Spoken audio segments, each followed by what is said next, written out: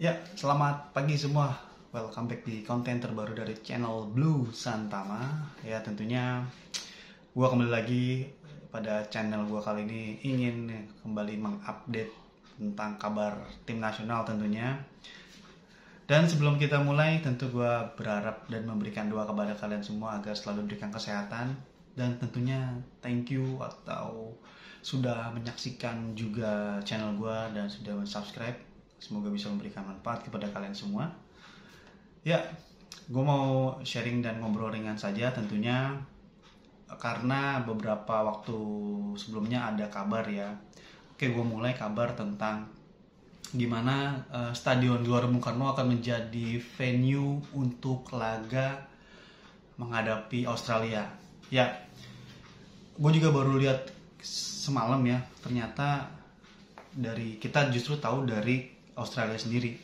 Nah, Australia justru melansir bahwa pertandingan menghadapi Indonesia akan bermain di Stadion GBK. Dan ini tentunya membuat kita sempat juga kaget karena semula dijadwalkan bermain di Gelora Bung Tomo. Namun ternyata kembali bermain di GBK, dan gue pikir GBK September nanti harusnya sih sudah oke ya kondisi rumputnya. Dan kemarin juga mungkin teman-teman dari media langsung mengkonfirmasi ke PSSI kenapa jadi pindah ke GBK, karena memang PSSI mengatakan bahwa kapasitas yang lebih besar dan juga mungkin atmosfer GBK yang sulit bisa digantikan stadion lain, yang membuat PSSI memilih GBK lagi untuk menjadi venue timnas atau home base timnas nanti menghadapi Australia. Ya, kalau gue pribadi gue setuju, karena memang kita itu sudah sangat melekat dengan GBK ya, timnas kita. Jadi ketika main di GBK, gue pun kalau menonton di GBK itu vibes-nya bener-bener luar biasa. Kita aja yang mendukung menonton itu bener-bener merasakan satu aura yang luar biasa ya. Apalagi para pemain yang bermain gitu, pasti bener-bener terpacu, pasti sangat semangat dan juga termotivasi ya pada saat bermain. Dan tentunya ini menjadi kabar baik sih menurut gue ya, karena bermain di GBK tentu membuat atau bisa dijamin kapasitas stadion akan full, apalagi GBK dengan kapasitasnya 75.000. Tentu kalau PSSI menjual semua tiketnya sampai full house ya kita bisa fullin tuh 75.000. Tapi menurut gue sih nggak akan sampai 75.000 ya, paling itu sekitar 70.000 tuh, karena nggak mungkin diisi semua, karena kan pasti di sebagian akan dikosongkan atau dinetralkan ya. Nah, jadi menurut gue satu kabar bagus ketika timnas Indonesia nanti akan bermain di GBK menghadapi Australia. Tentunya kita berharap bahwa timnas kita bisa mencuri poin. Gue sih berharap bisa dapat 1 poin ya. Gak usah muluk-muluk lah. Kalau untuk menang rasa-rasanya berat. Bukan berat, persentasenya kecil.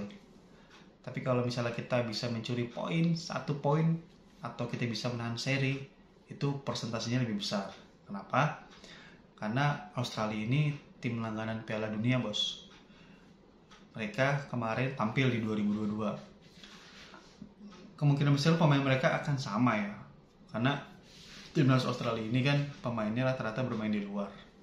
Bahkan sebagian besar pemain-pemain itu tidak bermain di Liga Australia, justru main di luar, di Eropa gitu. Kalaupun ada paling beberapa. Tentunya pengalaman mereka, kemudian pengalaman para pemain pasti berbeda dengan timnas kita ya. Tidak mengesampingkan timnas Indonesia, tidak mengecilkan peluang kita, tapi gue fans yang berusaha realistis. Kalau menghadapi Australia, kita berharap bisa mencuri poin 1, itu udah bagus banget. Apalagi kalau menang gitu, itu akan jauh lebih bagus ya. Karena memang Sintayong ini kan sejak awal mengatakan bahwa targetnya adalah peringkat 3 dan 4 gitu. Peluang atau potensi kita bisa mencuri poin adalah menghadapi Cina dan Bahrain. Di luar itu ya kita minimal bisa mencuri poin dari ketiga tim inilah, Arab Saudi, Jepang, dan juga Australia. Harapannya kita bisa mencuri poin dari 3 tim ini. Jepang udah lepas aja, berat.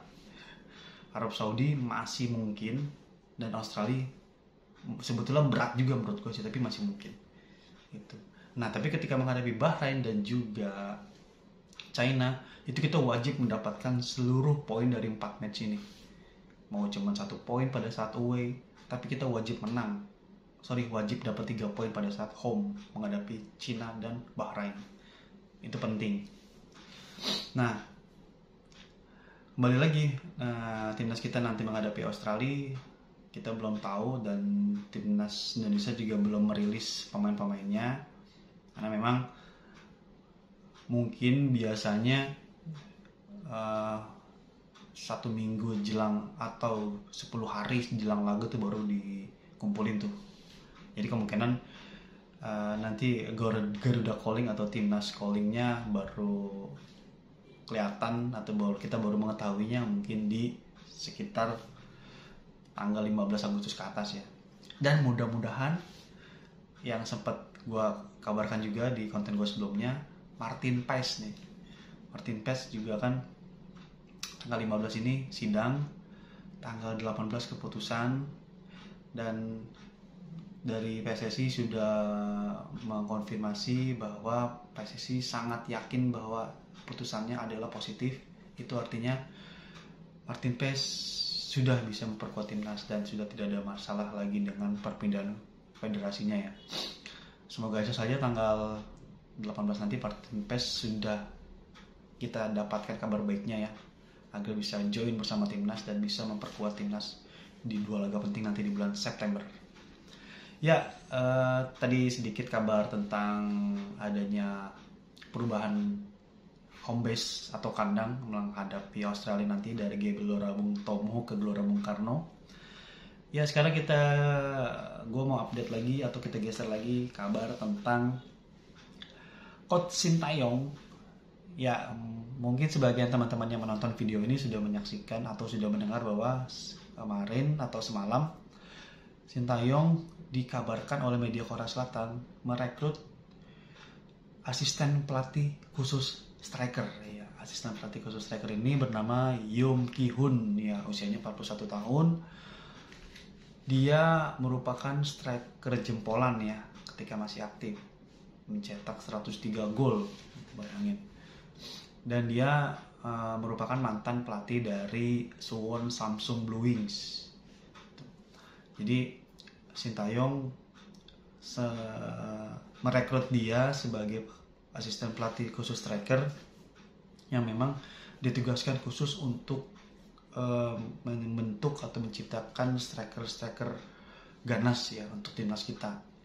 Karena kan permasalahan timnas kita kan, kalau kita flashback ke belakang, memang ada di striker gitu ya. Karena timnas kita sebelum-sebelumnya kan justru lebih banyak gol yang tercipta bukan dari striker ya. Makanya dengan merekrut pelatih striker ini, tentu harapannya adalah striker timnas tentu bisa menjadi striker yang sangar di depan gawang, yang benar-benar mampu bisa memaksimalkan peluang ya. Tentu ini kabar positif untuk timnas kita jelang laga nanti. Sintayong memang sangat serius untuk bisa mencari striker dan tentunya membentuk striker timnas kita ya. Dengan kehadiran nanti Yum Ki-hun ini, tentu harapannya striker kita jauh lebih maksimal di depan gawang dan bisa menciptakan gol-gol untuk tim nasional Indonesia. Ya, kabar tadi tentunya menjadi kabar positif untuk timnas Indonesia, dan semoga Yum Ki-hun bisa langsung memberikan segala ilmu dan pengalaman yang kepada striker-striker timnas kita agar bisa menjadi atau bisa terlahir nanti striker-striker andalan timnas Indonesia. Ya, kabar tadi tentu gue akan lanjut atau kita geser. Beredar kabar lagi di media sosial gimana Jakarta International Stadium atau JIS disebutkan akan menjadi home base timnas di Piala AFF Senior ya. Piala AFF Senior sendiri memang akan dimainkan di bulan Desember ya. Kemarin gue juga sempat mengatakan di konten gue sebelumnya bahwa Piala AFF akan digeser ke bulan Desember karena memang jadwalnya berbenturan dengan Piala AFC atau Piala AFF Competition ya, dimana justru gue sangat bersyukur dengan digesernya jadwal Piala AFF ya, karena dengan digesernya jadwal Piala AFF maka Sintayong menjadi punya waktu lebih banyak untuk menyiapkan timnas menjalani Piala AFF senior. Karena kalau misalnya jadwalnya tetap semula kan cuma punya waktu beberapa hari. Nah, dengan digesernya ke bulan Desember, maka setidaknya Sintayong punya waktu 2 minggu untuk mengarungi Piala AFF senior yang nanti memang akan kemungkinan besar akan bermain dengan skuad U23. Skuad U23 sendiri kita mungkin sudah tahu ya, yang kemarin di Piala Asia. Mungkin nanti ditambah dengan pemain-pemain lainnya, kita belum tahu gitu, karena masih cukup lama nanti ya baru akan diselenggarakan. Ya, dengan kabar tadi JIS akan menjadi home base timnas, tentu menurut gua ini menjadi satu kabar positif, dan juga kalau benar-benar terjadi ya, maka ini akan menjawab semua harapan fans timnas ya, bahwa JIS dong menjadi kandang timnas gitu. JIS dong, JIS kan stadion internasional gitu. Ya memang gue pun juga mengatakan bahwa JIS memang sebetulnya sudah layak ya, karena memang kendalanya kan kalau yang teman-teman mungkin mengikuti bahwa aksesnya memang khusus untuk transportasi massal ya, jadi akses ke sana tuh tidak bisa untuk kendaraan pribadi, tidak seperti GBK itu kan kantong parkirnya luas, jadi kalau para penggemar yang menonton di stadion yang bawa kendaraan